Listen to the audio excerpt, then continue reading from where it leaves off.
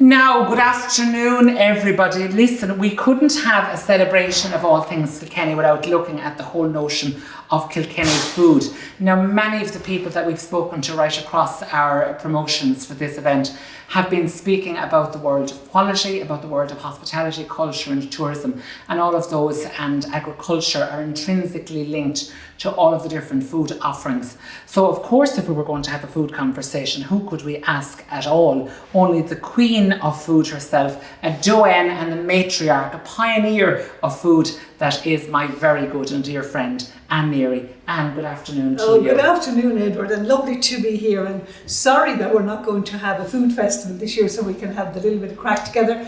But how is ever, we will have lots of our stuff that we would be using and products that we would be using over the food festival. We have them right here on the table today. I certainly have. Now, Anne, listen, you've been involved in food for a very long time in Kilkenny, and as I said, you've lots of local food producers. You've championed them then and used all of their products over the time, and have very much moved and evolved in the world of food as to where food is now. If I was to ask you, Anne, where you think food is now. Define food now, define the culinary offering, define the hospitality experience. Now, maybe not necessarily impinged by COVID, but just in general, where do you think food is at? Yeah, I think food is in a very good place. And actually, I was only talking to my husband about it recently. I just said, when we went to Ireland 35 years ago, if food was what it's at now, was then, I would definitely have opened up an organic farm. Okay. Because I can see organic being really, just even down to the lettuce, we all want that wonderful taste. We don't want all those sprays. We don't want all those things that are going on. Having said that, we can't do it overnight. But it is evolving in that way. You will see that organics are actually sort of coming in. Now, we also have to have the big producers that are sort of, but for those people that would like to have organic food, yes, I would also say that the quality of food is so much better now. Let it be organic or non-organic, I would definitely think it is much better. Even down to your steaks, like, look, we have the Ballykeefe aged steak here, sort of. And it's gorgeous then, isn't it? It is absolutely amazing, and we've had them for several times on the barbecue during the summertime. But just even think about that. Where would we even 30 years ago, would you hear of a whiskey steak? The only way you'd have a whiskey steak is, would you be buying a bit of whiskey and throwing it on the back? Having it with your steak. So I think food is in a really good place. People are very conscious of what they eat nowadays. It's not like before people just ate to just live or whatever. Now people have choices, and I think having choices are absolutely fabulous as well. And the choices of the foods, sure, look at every day they get more amazing.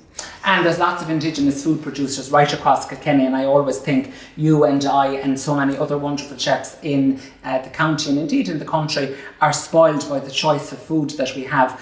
What we've done is we've put together a kind of an at-random mixture of just a couple of products that are local to us here at the minute, because there's such a wide selection. I could keep you for about a fortnight talking about it. Yes. I thought we might begin our journey with that kind of going back to that kind of biblical connotation of bread. Yes. Because, when we have that sense of, as I said, in biblical terms, we have that Eucharist. And the breaking of bread is hugely important. And with food, and even if you go back to the times, food, bread was always a staple. Now, bread is very sexy and trendy and in vogue at the minute because there's so many different types of bread and being produced by so many different types of fermentation. At one stage, it was just the traditional soda bread. Then we moved to yeast, and now there's natural fermentation happening.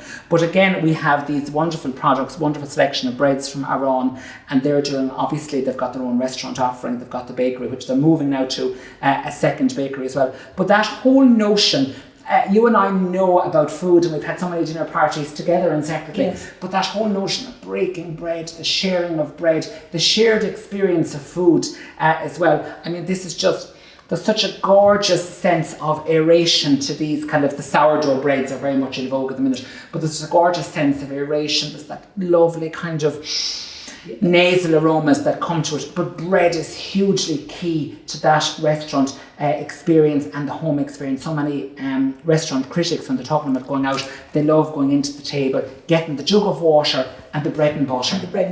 Years ago when you would go on holidays to other countries, the bread would always be produced first of all. We were, even though we produced bread, but we were slower about producing it by taking it to the... It only came with the soup, maybe. That's exactly it, but it wouldn't be. But when you sit down in any of the European countries, like, as long as I'm going there, bread always arrived. The coverts, I think is what they actually call it, that arrived first of all. But now we are actually moving on to that. And when you go into any restaurant or any place that you smell this beautiful baking of bread, even go into your supermarkets, and the supermarkets that have scratch bakeries, you just sort of waft, It brings in mind in Callan, there's Keogh's Callan Bakery, and I could park my car up sometimes here, and you walk past the bakery and you nearly want to run in and say, give it to me now. Yeah, just give it to me now. And it's that sense of upselling. And again, of course, one of the things that lots of the producers are doing is the sense of synergy between them. And now we have the like of Arán, and they have a kind of, a gentleman's agreement between Kells Wholemeal, so using their products as well in terms of the milled flour from the bakery. So again, it's just keeping that whole notion very localised and very parochial, and giving us that wonderful food offering. Well, I think, all the people that are local to us, we are rich in culture of food in Kilkenny. We are so rich. I mean, even around my own area at home, there are so many people that are actually producing sort of beautiful stuff. Like, we'll talk about Bob's. Joan and Bob. Yeah. Who doesn't love Joan and Bob? Who doesn't love Joan and Bob? You can have everything from your marmalade in the morning, to your pesto. Picture it together now, Anne. Yes. This is you and I. All we're missing is the little small spahan. That's exactly it. And we've got that lovely bread and pesto. Yes, you have. Yeah. Some of the lovely preserves. And then what nicer than elderflower cordial? I mean, at lunchtime or something, that glass of elderflower cordial is absolutely fabulous. And again, it's sort of something. And again, we go on to Thomastown and look at these lovely truffles. Well, and you know what? I mightn't just look at them. I might indulge. Well, yeah. Those that indulge bulge, as they say.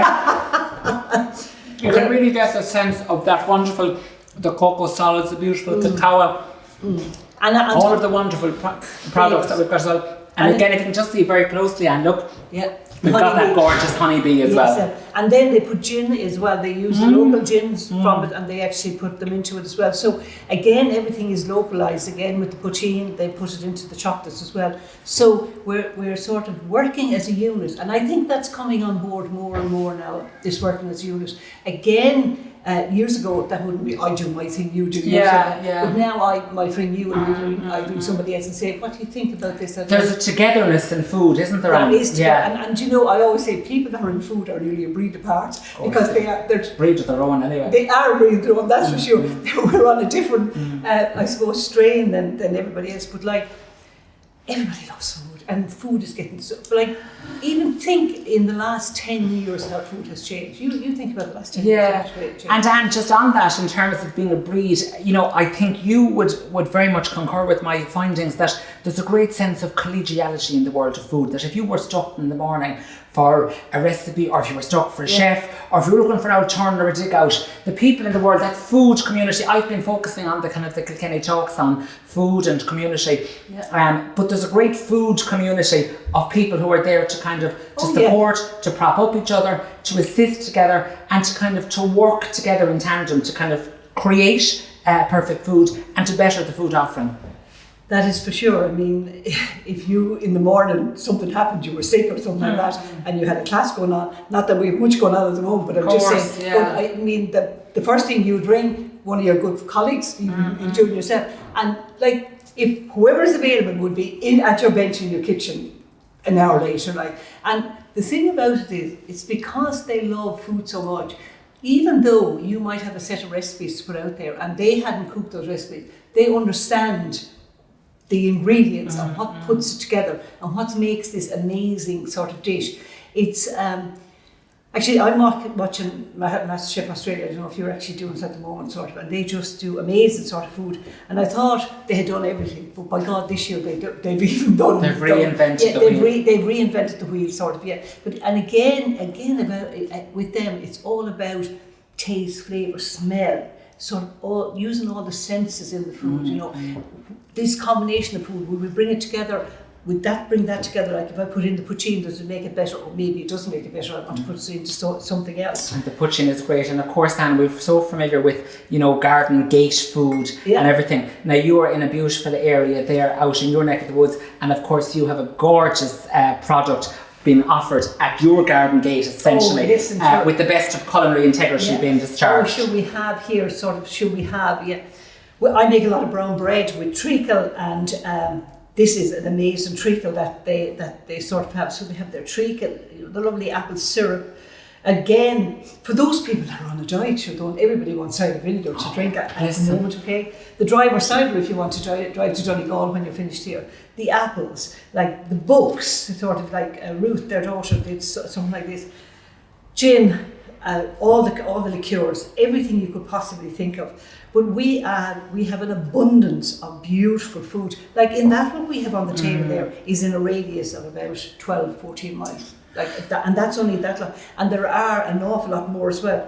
And quiche de Milish. Absolutely, Coca Milish here. We have this from CakeFace, and I suppose one of the things, Anne, that you were talking about and maybe alluding to with regard to the Master Chef is that whole notion of culinary innovation and culinary development and food product development, and the combination of flavours that we mightn't automatically associate.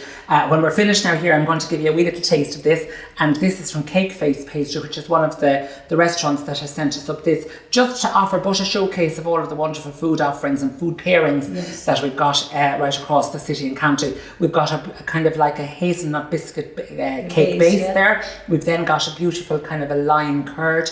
We've got chocolate, we've got pumpkin, and we've got lots of other textural interest with regards to that as well. Some lovely chocolate effect there on the top as well. And this is a kind of a new initiative that's been done as part of the Wolf Walk as well. But flavour combinations, tasting food, changing food, the evolution of food, and it's something I know that arouses and interests you greatly. It does.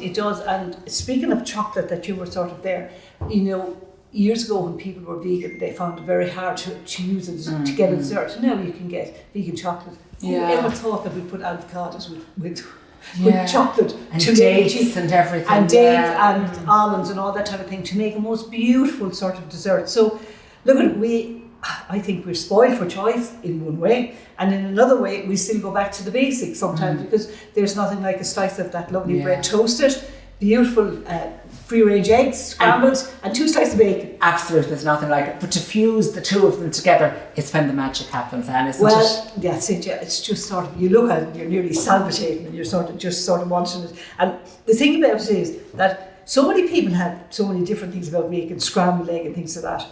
But I just like scrambled egg on butter.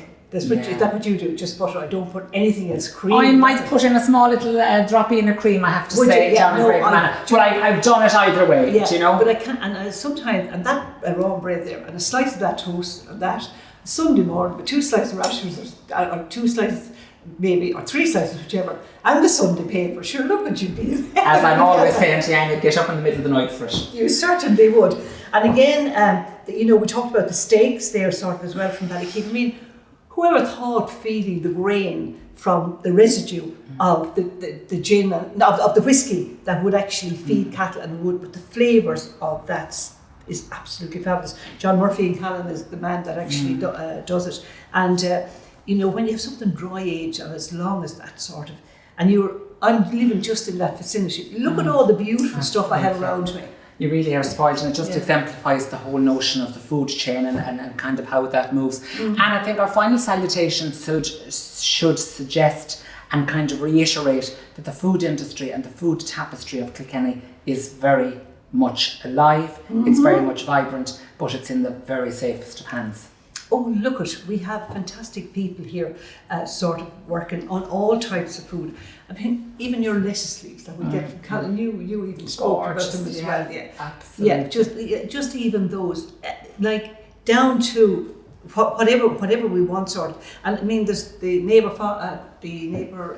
market is in Callan as well, and a range of food that goes in there every week is that's just only local the whole message that Neary always taught me down through the years is that local is indeed national. And it is. It certainly is. And that takes us to the end of this afternoon's presentation of food. This food is, as I said, alive and well here in Kilkenny, with lots of vibrancy in the world of food production and indeed food producers at large. All I can do is to suggest to you, no more than lots of the things with regard to retail, with regard to tourism, with regard to hospitality, do support local, because we need to keep that sense of vibrancy in our city, in our towns, in our country areas. We need to do that, and only by supporting those that are supporting others will the whole industry and the whole chain keep moving. But thank you very much for joining us here. As long as I know, Anne, we've never been further apart, but we're keeping that government message of by staying apart, we're keeping together. But as I said, what might be physically apart, it's still emotionally and creatively engaged. It is indeed. And Edward, before we go, somebody mentioned to me when I said it, we were going to talk about food, and they said, well, by the time all the crack goes on, is there any food going to be spoken about? There we are. We spoke about all the food in the area sort of around. And it goes up to Greg and it goes the wonderful Greg and again. But again, yes, lovely to be involved in this here and to sort of showcase exactly what Kilkenny County has. Now, thank you very much, folks, from Edward Hayden and the queen of cookery, that is Anne Neary, as I always say and mean wholeheartedly, a culinary pioneer. That's us from the world of food. We're now going to have a feast.